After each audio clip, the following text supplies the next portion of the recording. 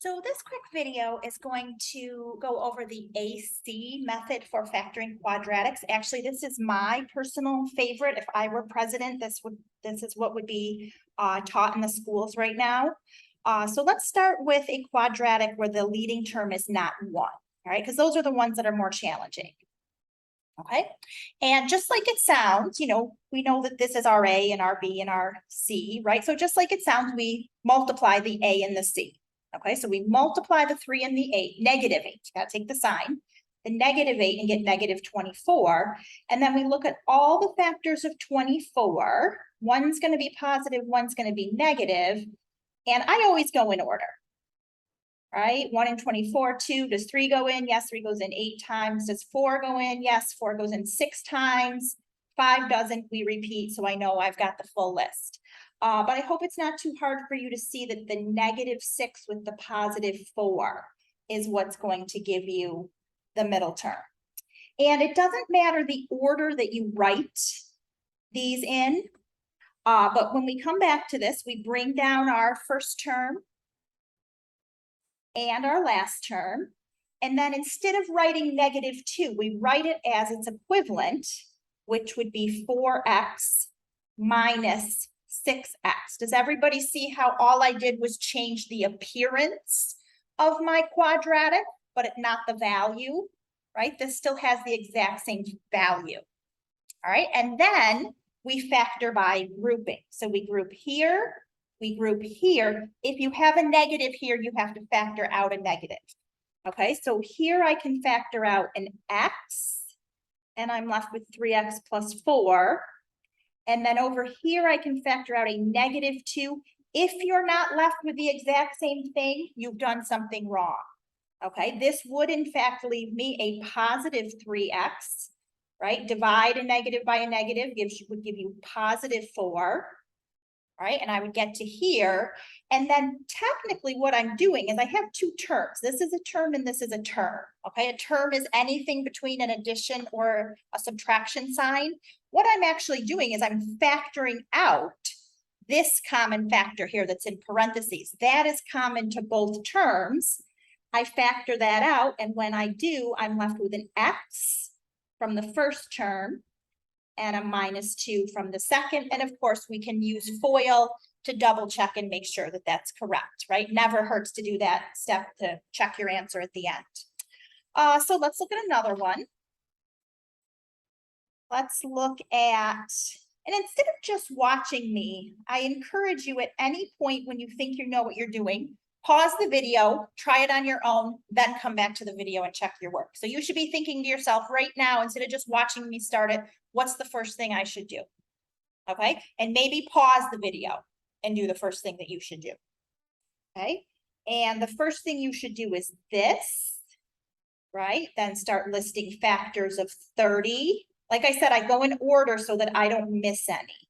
4, 5, 6, and this is pretty easy. This is +30.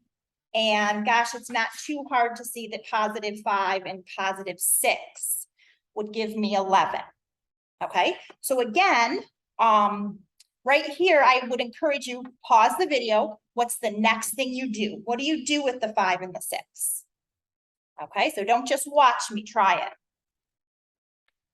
Okay, and the next thing that you do is rewrite 11x. So 11x is equivalent to 5x plus 6x. Okay, then I group. Again, maybe pause the video again, right? Instead of waiting for me to just show you the work. After you rewrite the middle term, group, right? Let's see, what can come out here? A 5x can come out, leaving me with a 2x plus 1. And then over here, a 3 can come out, leaving me with 2x plus 1. If they weren't the same, something would be wrong. And then out of each of these terms, I factor out a 2x plus 1, leaving me with 5x plus 3. Okay, so I'm going to write up one more problem. I hope that you will pause the video and try this one entirely on your own. Okay, so this one. Pause the video and then try it. And then the first thing I'm going to do at the beginning of this problem is show the answer, because then if you got the answer right, turn the video off, you're done. Okay. So if you just came back from pausing, right, this is the answer. Okay. If you got it, stop the video and you've got a decent handle on the AC method. If you're still struggling and need more direction, let's do it together. Okay, so again, 5 times -12, don't forget to take the negative, is -60. Lots of factors of 60. This is going to be a pretty long list. Like I said, I always go in order so that I don't skip anything. 4 and 15, 5 and 12. Gosh, you know, it's so tempting to say 5 and 12. That's 17. But what you have to be careful of is negative. You know, we need to get a positive 17, but one of the factors has to be negative. Okay, so I could see people easily picking this by mistake, but actually we need this one because we need the -20. So rewrite your middle term.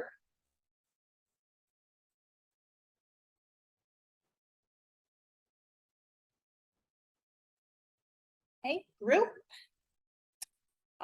Factor out here. All I can take out is an X. That's fine.